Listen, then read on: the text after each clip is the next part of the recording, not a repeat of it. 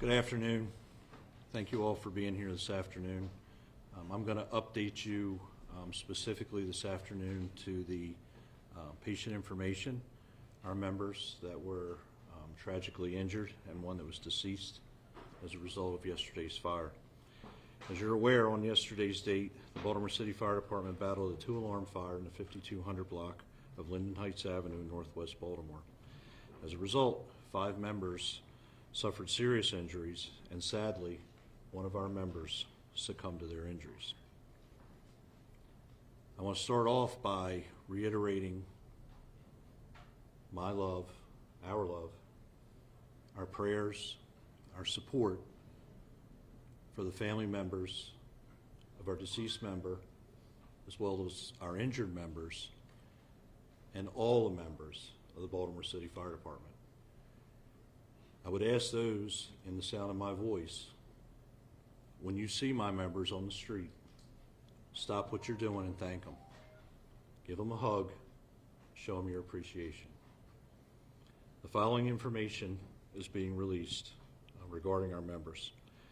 The member who perished in the fire is identified as the EMT firefighter Rodney Pitts III, who was assigned to Engine Company 29. He had 1 year of service in the Baltimore City Fire Department. Lieutenant Dylan Ronaldo of Engine Company 46 is a 6-year veteran of the Baltimore City Fire Department, and he remains in critical but stable condition in the Bayview Burn Center. Many of the members that are up here with me now, including our mayor, just came from the burn center where we met with his parents, his fiance. Beautiful people, deeply hurt, much like our members are, but they know that we're wrapping our arms around them and we're going to provide them the support that they need. Lieutenant Keith Brooks II, assigned to Squad 40 in the Northwest Quarter, a 14-year veteran of the Baltimore City Fire Department, was treated and released from a local hospital. Firefighter Tavon Marshall, a 3-year veteran assigned to Engine Company 29, was also treated and released from a local hospital.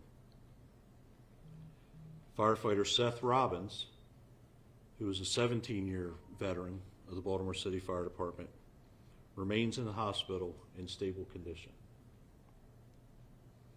This remains a multi-level, multi-agency investigation. I do not have details on the investigation at this point as to where it stands. I want to thank our media partners for being here, getting our word out. As we have more information, we will provide it to you as quick as we can. Thank you. Thank you, Chief. I want to begin by reiterating what I said last night, that Baltimore lost a hero, one of our most brave and dedicated public servants. EMT firefighter Rodney Pitts is and always will be a hero, a Baltimorean who literally gave his life for Baltimore. And as you heard, 4 more of our heroes are now grappling with their injuries. Lieutenant Ronaldo is fighting for his life, and we want all of Baltimore to pour love and energy into that fight for him, for his family, and for this department. We also wish well wishes for Lieutenant Brooks, Firefighter Marshall, and Robbins, all heroes who do this work each and every day. We are now focusing on supporting these families while continuing this investigation. Each of these firefighters devote their lives to protecting our community each and every day, putting themselves below everyone else each and every day. They take on one of the most dangerous jobs known to humankind, and they do that without hesitation. And we should all be thankful to each and every person who does that. And when we see them, let them know that we support them and that we love and appreciate them, especially at a time like this.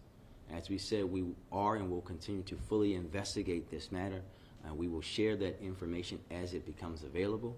But we really want all of Baltimore to really pour into these families, pour into this department, and into each other as we deal with another tragic loss. Thank you.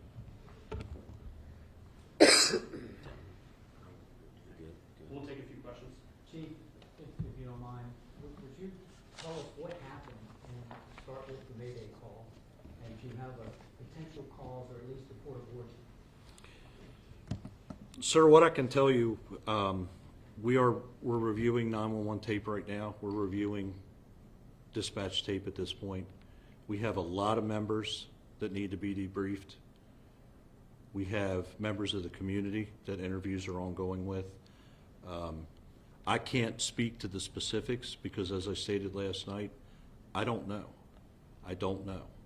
What I can tell you is that situation up there remains extraordinarily active, with assistance being provided to our Fire Investigation Bureau from the Maryland State Fire Marshal's Office as well as the ATF. So for me to speak on that at this point, it's not going to be fair to the members involved or my department because I would be speculating. If you don't mind, one follow-up. Yes, sir. What was burning that the fire spread so fast? That's very much part of the investigation. Chief, do you know of the homes that were damaged, how many were occupied and how many were vacant? We know that where we removed our firefighters from and where the other firefighters were hurt conducting that particular operation was an occupied home. We are aware of that. An occupied? Yes, ma'am. Okay.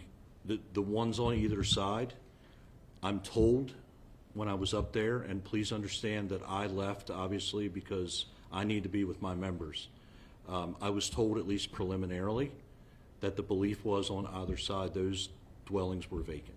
But again, I cannot confirm that. We will have that information for you though. I know we did a story earlier in the year that you guys were deploying some new AI technology to see when roofs were about to collapse. Was that helpful at all in this battle in this fire? So this particular fire evolved so quickly. Our members, whether they're firefighters, they're paramedics, or they're EMTs, they make extraordinarily significant decisions on a split-second basis. They do it every day, and that's what was going on here. I can't speak to that, and I cannot answer that. What I can tell you is the information that I know of, just from some of the initial conversations that I had up there, is this evolved very rapidly. Alexa Ashwell, Fox 45. So were all 5 victims inside 5210, and did floor collapse? No, ma'am. So I'll take that in order. They were not all inside. We believe 2 were inside. The 3 that were subsequently burned were part of the rescue, is our belief at this point. I have no indication of a collapse inside.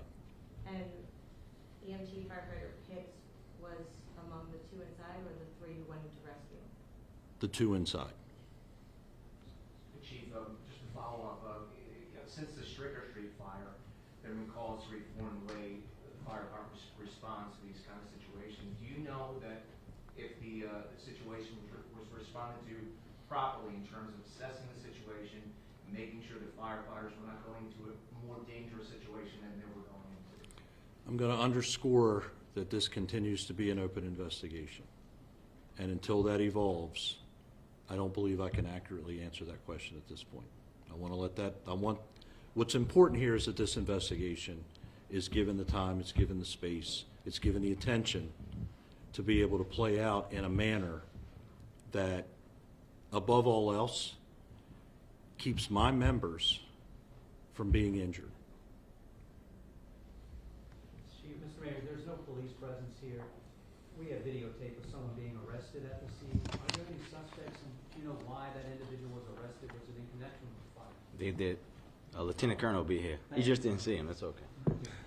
Hi, I'm sorry. Can you repeat the question, please? We have videotape of someone being arrested at the scene. Is this fire considered suspicious, and do you have any suspects, or is anybody in custody? So as far as the fire being considered suspicious or not, we do not have the data at this point.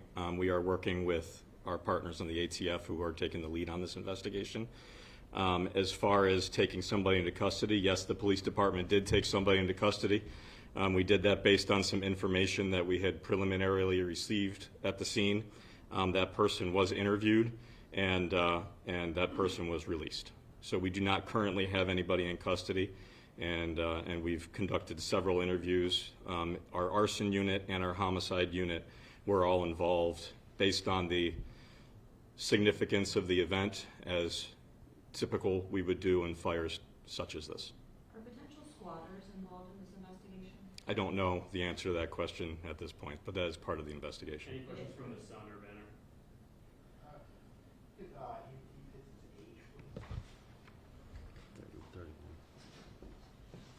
Sir, he's 31 years old.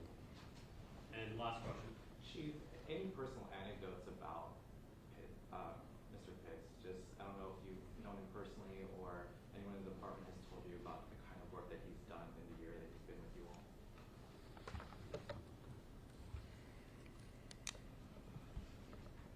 I can tell you I pinned his badge on him in August. And I'll just follow up, not knowing EMT firefighter Pitts myself personally, but knowing members of his family and hearing and speaking with his mom and his family last night. He was so excited and so proud to be a firefighter in his town. He loved what he did. He was so proud, right? And hearing from their family that he loved it. And that's what I think we should be talking about. Someone who loved this place so much that they would be willing to risk their lives, and in his case, tragically giving his life for this city. Thank you all.